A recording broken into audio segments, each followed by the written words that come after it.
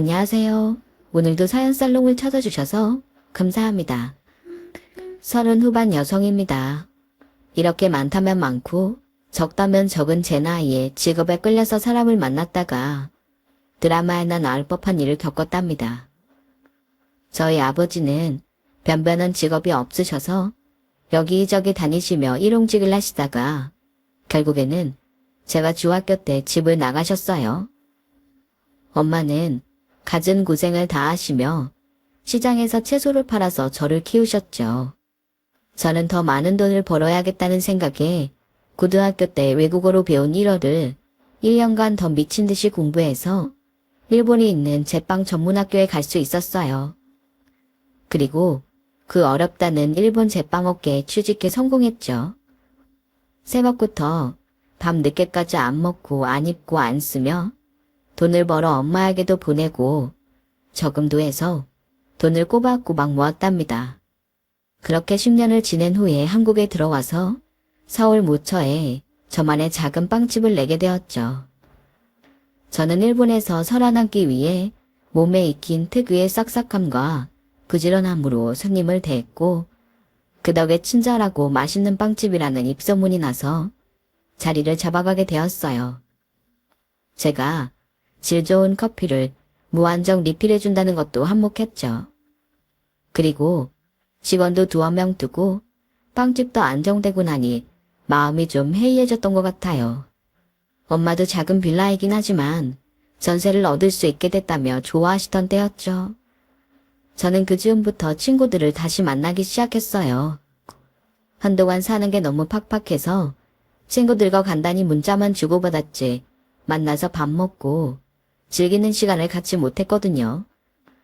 그러다가 활동적인 친구가 가입한 동호회에 들어가서 정기적으로 여행도 다니고 맛집도 다니게 됐어요. 그런 여행과 맛집 탐방은 어느새 제 직업과도 연관되어 삶의 일부가 되었죠. 번개 모임에는 고정 멤버들도 있었지만 몇몇을 빼고는 계속해서 새로운 사람들이 들어왔다 나가곤 했어요. 그런 사람들과 한 번의 만남으로 끝나도 그러려니 했는데 갑자기 그런 게 참 허무하다는 생각이 들더라고요. 그런데 그중 한 남자가 제 마음을 읽기라도 한 것처럼 이렇게 한 번 만나고 끝나면 참 허무한 것 같아요. 라는 게 아니겠어요. 인물도 괜찮고 매너도 좋은 사람이어서 다들 좋게 보는 사람이었어요. 네, 너무 일회성이 되면 이런 만남이 무슨 소용있나 싶기도 해요. 라고 했더니 불쑥 그 사람이 그럼 제가 또 연락하면 만나주실래요? 하는 거였어요. 순간 이 사람이 작업을 걸려고 나한테 그런 말을 했나? 그런 의심이 들더라고요. 또 아무리 괜찮았기로 번개 모임에서 한 번밖에 안 봤는데 밖에서 따로 만난다는 게 썩 내키지는 않았어요. 그래서 그건 좀 어려울 것 같다고 정중히 사양했죠. 그런데 그 사람은 저한테 계속 쪽지도 남기고 채팅을 요청하더군요. 좀 끈질기다는 생각도 들었지만 기분이 나쁘지 않더라고요. 누가 봐도 괜찮은 남자가 저에게 이렇게 계속 대시를 해오니까 어쩐지 어깨가 으쓱해졌죠.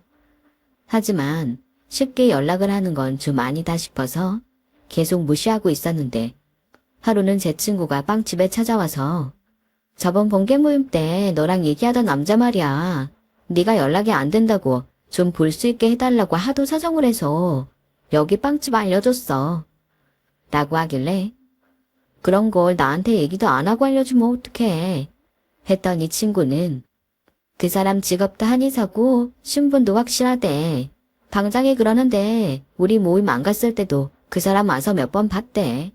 너한테 완전 빠진 것 같은데 한번 만나봐. 라는 거였어요. 저는 솔직히 한의사라는 말에 마음이 혹하더라고요.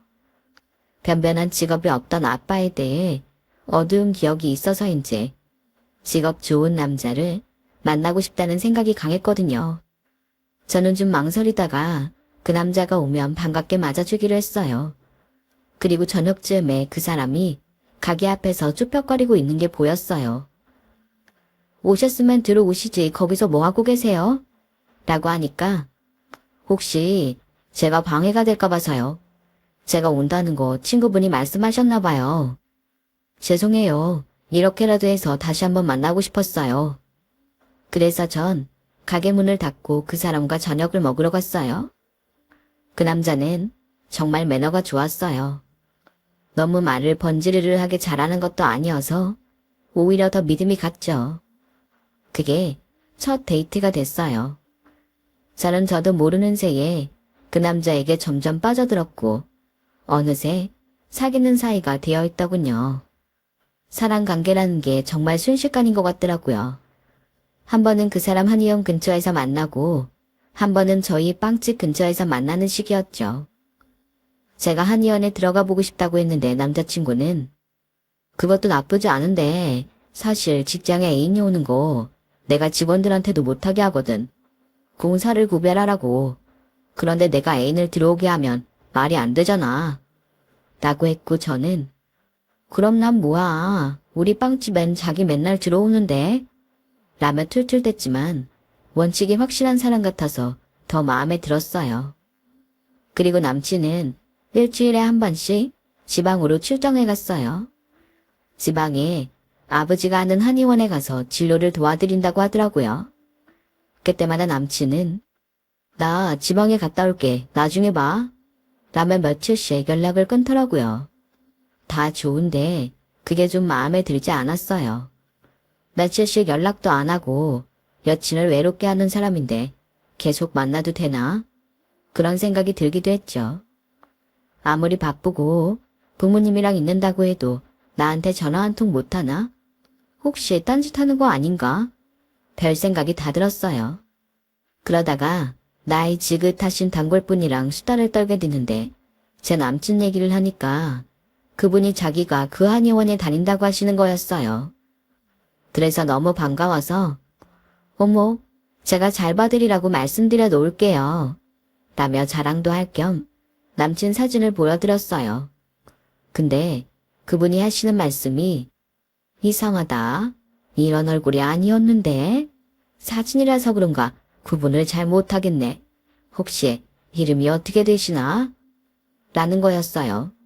저는 좀 당황했지만 침착하게 한장호예요. 라고 했더니 고개를 갸우뚱하다가 가방을 뒤져 명함을 꺼내 그래 맞아. 김우성인데 다른 한의사였나 보네. 갑자기 소름이 끼치면서 몸이 부르르 떨리더라고요.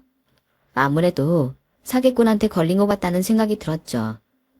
한사코 한의원에 못 들어오게 했던 이유가 이거구나 싶어 너무 화가 나고 분해서 당장 만나자고 전화를 걸었어요. 그리고 남친에게 무작정 따졌어요. 거기 한의사 이름이 김우성이더라. 자기 거기 한의사인 거 맞아? 우리 가게 단골 아줌마가 자기 사진도 못 알아보던데 이게 대체 어떻게 된 건지 설명 좀 해봐. 라며 길길이 뛰었다니 미안해. 자기한테 잘 설명을 못했지. 실은 내가 그 한의원 친구한테 빌려주고 주로 아버지 한의원에 전념하고 있어. 그 친구는 지금 한의원 차릴 돈이 없고 나는 아버지 한의원이 바쁘니까 계속 봐줘야 하고 그래서 그랬던 건데 오해를 하게 했네. 그냥 차라리 솔직하게 말했으면 되는 건데 무슨 한의원을 빌려줘. 그런 경우도 있어? 얼마나 사정이 안 좋으면 한의원도 못 차릴 정도래. 그래서 요새 자꾸 지방에 내려갔던 거야? 말은 그렇게 하면서도 반신반의했어요. 그러자 남친은 다음에 나올 때 한의사 면허증을 갖고 와서 자기가 조금이라도 마음에 의심이 남아있을까봐 확인차 보여주려고. 자 봐. 나 한장우. 이름 면허증 맞지? 솔직히 그런 거 위조하려면 얼마든지 할 수 있는 거지만 믿었습니다. 이렇게까지 하는데 설마 속이는 거겠어? 그렇게 생각했던 거죠. 그래도 만난 지 몇 개월이나 됐는데 나한테 자기 한의원 다른 사람 빌려줬다는 말도 못하나. 사람을 잘 못 믿는 타입인가 싶더군요. 그게 이렇게까지 감출 일인가 싶기도 하고요. 간단한 문제는 아니어서 신중하자고 한 건데 너무 신중했나 봐. 그리고 친구 자존심도 지켜주고 싶었어. 내가 다른 사람들한테 한의원 빌려준다는 얘기 안 하겠다고 했거든. 근데 자기, 내가 한의사라서 만나는 거 아니잖아. 그냥 내가 좋아서 만나는 거지. 내 직업 때문에 사귄 건 아니니까. 혹시 내가 없는 걸 보더라도 이해해주지 않을까 했는데 내가 아니랬네. 솔직히 뜨끔하더라고요. 제가 계속 안 만나다가 만나게 된 게 한의사라는 말을 듣고였으니까요. 남친은 언젠가는 말하라고 했다며 그날 저에게 미안하다고 했어요. 저도 이런 정도는 넘어가도 되겠다 생각하고 됐다고 했죠. 남친이 나쁜 일을 한 것도 아니고 친구도 돕고 아버지 한의원에서 일하느라 그런 건데 저를 서운하게 했다고 막 뭐라고 그럴 일은 아닌 것 같았어요. 그 당시 저는 웬만한 건 눈 감아줄 만큼 그 남자한테 푹 빠져 있었어요. 그래서 더 제대로 알아볼 생각을 하지 않았어요. 이제부터는 작은 거라도 사실대로 얘기해달라고 하고 그렇게 지나갔습니다. 그때 이후로 남친은 지방에 내려가 있는 일이 더 많아졌고 저는 그 사람을 못 만나는 날이 점점 늘게 되자 저한테 남친이 있는 건지 없는 건지 분간이 안 되더라고요. 저는 결혼도 생각하고 있었기 때문에 지방에 내려가서도 연락 좀 잘 됐으면 좋겠다고 생각했어요. 그래서 언제 한번 같이 내려가서 인사도 드리고 그 근처에 집도 알아보자고 했죠. 알고 보니 엄마가 제가 보냈던 돈들을 여기저기 투자를 많이 하셔서 상당히 많은 액수로 늘려놓으셨더라고요. 그걸 제 이름으로 다 해놓으셨고요.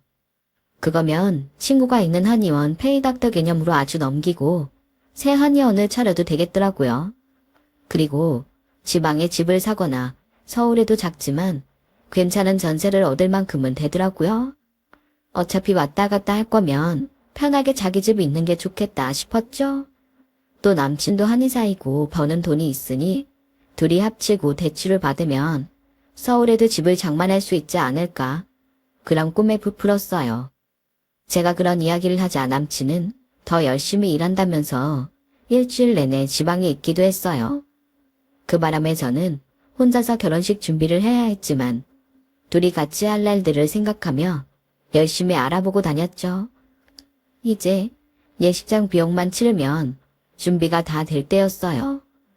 갑자기 남친이 전화로 자기야, 우리 아버지 친구분 아들이 서울에서 갑자기 사고를 당했대. 나도 아버지도 못 올라가 볼 것 같아서 그러는데 자기가 그쪽으로 나랑 아버지 이름으로 부조금 200만 원만 보내줘. 아버지가 예전에 많이 신세진 분이어서 그냥 모른 척할 수 없어서 그래. 정말 미안한데 지금 여기 한의원이 한쪽은 공사하고 한쪽은 진료 보느라 너무 정신이 없어서 그래. 그분 우리 결혼할 때 그거 배로 갚으실 분이니까 그때 자기가 다 가져가는 걸로 하고 돈 좀 보내줘? 그걸 거기서 보내면 되지. 굳이 내가 보내야 하나? 좀 이상하긴 했는데 아버님이 예비 며느리 자랑을 하고 싶어 하신다는 말에 그래, 그럴 수도 있겠다 하면서 보내줬죠. 저는 그 사람은 믿어도 되겠다고 생각했으니까요. 게다가 전에 만나본 아버님 어머님은 다 교양이 있으셨고 어딘가 수줍어 보이고 말수도 적으셨어요. 남친이 자주 올라와 보진 못했지만 결혼식 준비가 끝나고 저희는 행복한 결혼식을 올리게 됐죠.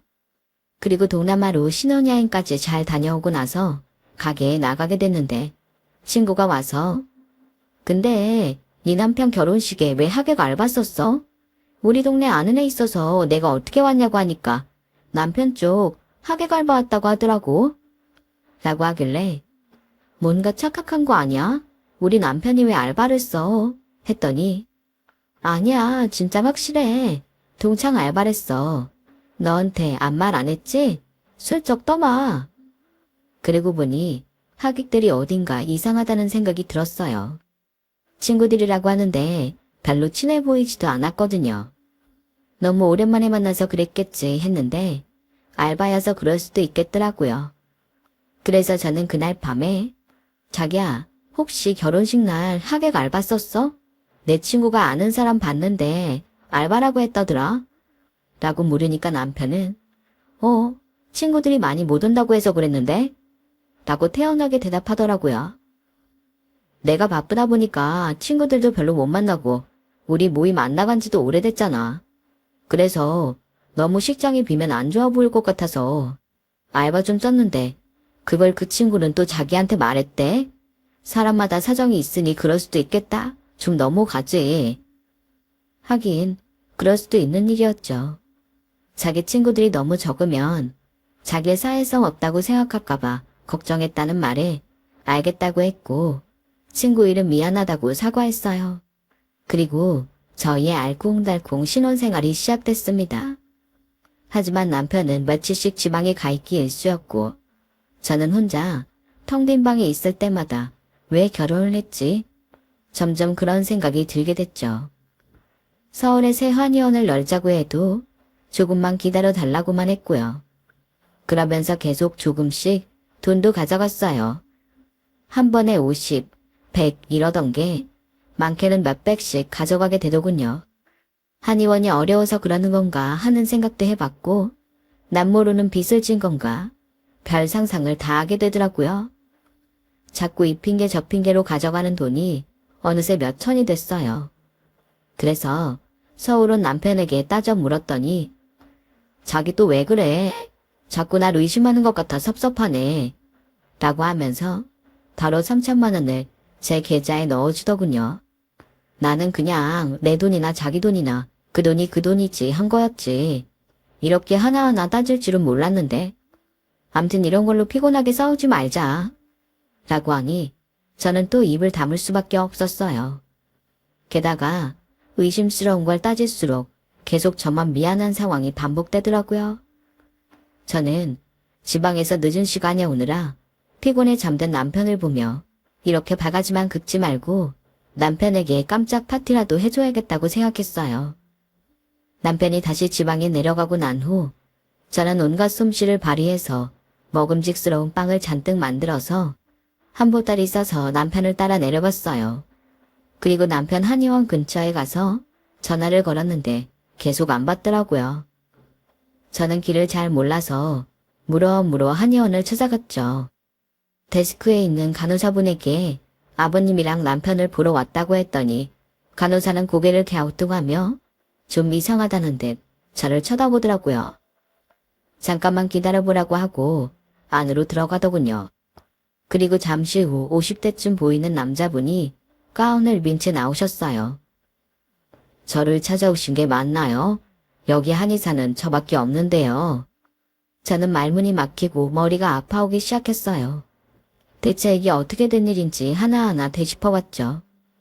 왜 하나하나 의심스러운 게 해결되면 또 이런 일이 생기는 건지. 저는 혹시 제 남편에게 한의원을 넘겨받았는지 여기서 계속 하신 게 맞는지 재차 물었죠? 전에 한의원 하던 거 인수받은 건 맞는데 벌써 몇 년 됐어요. 그 한의사분이 이쪽 일을 접으신다고 해서 지금은 어디 계신지도 모르겠네요. 전 아무래도 속았다 싶었습니다. 하지만 무슨 말을 해도 이 사람은 잘 빠져나갈 것 같았죠.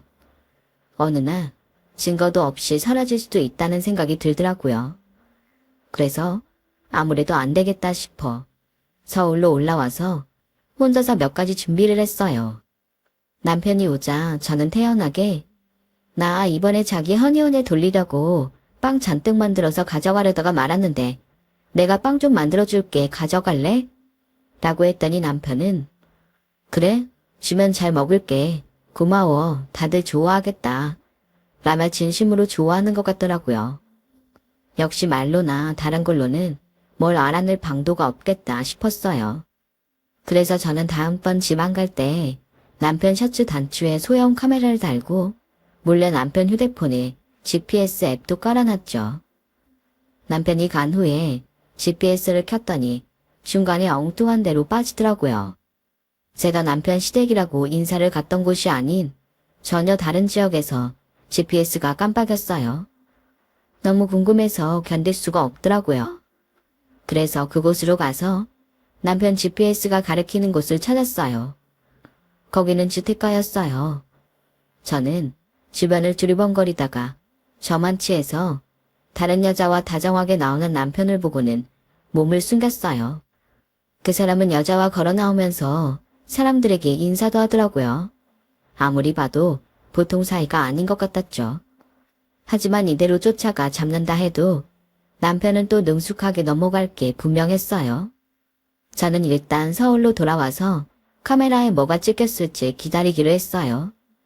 그런데 이틀이 지나고 나니 이번에는 GPS가 다시 한의원이 있는 지역으로 움직이더라고요. 그 동네에도 뭔가 있긴 있구나 했죠. 중간에 전화를 몇 번 걸어봤지만 남편은 한 번도 전화를 받지 않았어요. 저는 옆에 다른 여자가 있으니 받을 수도 없는 거라고 생각했어요. 그리고 남편이 오기로 한 날이 되었는데 밤늦게까지 연락도 없고 오지도 않았어요. 이 사람이 이제 거기서 아예 눌러 앉기로 했나? 별 생각이 다 들더군요. 그런데 밤 12시가 지나서 큰 병원 응급실에서 전화가 왔어요. 남편이 크게 다쳐서 의식을 잃어서 실려왔는데 제 번호가 응급번호에 있어서 연락을 했다고 하더라고요. 저는 왜 갑자기 다쳤다는 건가? 그것도 거짓말 같았지만 어쨌든 병원으로 가보았죠.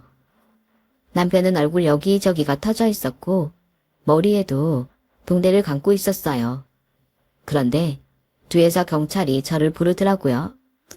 어떤 남자가 지방에서부터 남편을 따라와서 백화점 주차장에 차 세우자마자 달려들어서 때렸다는 거였어요.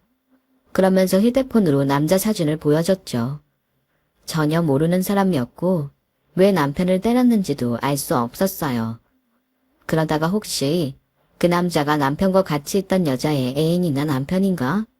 그런 생각이 들었어요. 그제야 잠깐 잊고 있었던 소형 카메라가 떠올랐어요. 남편 옷에 붙여놓았던 카메라를 찾았죠. 다행히 잘 붙어 있더군요. 병원 데스크에 사정을 해서 노트북을 빌려서 카메라 영상을 틀었어요. 영상을 본 저는 눈이 휘둥그레졌어요. 제가 남편을 뒤쫓아갔다 본 여자가 얘들아 선생님 모셨다 하니까 어느 건물에서 아이들이 우르르 나오며 선생님 안녕하세요 하며 막 매달리는 거였어요. 거긴 복지시설이었고 그 여자는 거기 선생님이었던 거예요. 남편은 아이들이 아픈 곳이 없는지 살펴주고 제가 만들어준 빵도 나눠주고 약도 지어서 주는 게 보였어요. 시댁 동네에서는 요양시설을 방문하더군요. 노인분들에게 다정히 말을 걸면서 여기저기 아픈 데를 살펴보고 약도 직접 데워서 먹이는데 저도 모르게 눈물이 났어요. 거기서는 시아버지도 같이 진맥을 보시더라고요. 순간 제가 남편을 의심했던 것들이 어찌나 낯뜨겁고 부끄럽던지 말로 다 할 수 없었어요. 남편이 깨어나자 저는 자기 대체 왜 이렇게 맞고 다니는 거야? 좋은 일 하는 사람을 왜 때린 건데? 하며 울먹이자 남편은 그걸 어떻게 알았냐며 차분히 설명하더라고요. 내가 원래 많은 사람들을 돕고 싶어서 사람 고치는 일을 택했거든. 그래서 친구한테 한의원을 맡기고 봉사를 좀 다녔어. 근데 왜 나한테 말 안 했어? 내가 작은 거라도 숨기지 말라고 했잖아. 그냥 진료를 보면 돈을 더 많이 벌 수 있는데 그렇게 못하니까 미안해서 말을 못하겠더라고. 그래서 시간을 더 늘려서 진료도 보고 봉사도 했지. 남편을 때린 남자는 요양시설에서 일하는 사람인데 남편이 무료 봉사를 하니까 자기도 진료를 봐달라고 하고 공짜로 보약도 달라고 했다더군요. 처음에는 해줬는데 아프지도 않은데 자꾸 보약을 달라고 해서 거절했더니 폭행을 한 거였어요. 남편은 제가 빵 만들어준 게 고마워서 백화점에서 선물을 사서 주려다가 앙심을 품고 쫓아온 남자한테 사고를 당한 거였죠. 아니, 대체 무슨 생각이면 공짜로 보약을 못 먹었다고 사람을 멀리까지 쫓아와서 해야 하는 건지 모르겠더라고요. 저는 남편에게 그런 좋은 일 하는데 뭐라고 할 사람이 어딨어. 자기 너무 멋있어. 직업만 좋은 게 아니고 사람이 너무 근사해. 나도 벌고 여윳돈도 있으니까 너무 맘 쓰지 말고 하고 싶은 대로 해. 라고 하자 남편은 고맙다며 제 손을 꼭 잡더라고요. 아빠와는 다른 사람을 만나겠다는 보상 심리에 선택한 사람이었는데 저에게는 너무 분이 넘칠 만큼 좋은 남편을 만나게 된 게 너무 감사해서 저도 요즘은 남편을 따라서 함께 봉사를 다니고 있어요. 남편은 제게 세상이 그래도 살만하다는 걸 깨닫게 해준 사람이죠. 저 정말 결혼 잘한 것 같죠? 어렵고 힘든 시간들도 있었지만 제가 똑바로 살려고 노력하고 열심히 일했더니 이런 보석 같은 남자를 만난 것 같아요. 여기까지 제 인생 얘기를 들어주셔서 감사합니다. 항상 열심히 살려고 노력하면서 살아보겠습니다. 모두들 건강하시고 행복하세요. 여러분, 사연 댓글에 응원과 현명한 조언 부탁드려요. 좋아요와 구독은 저에게 큰 힘이 됩니다. 오늘도 좋은 일 가득하세요.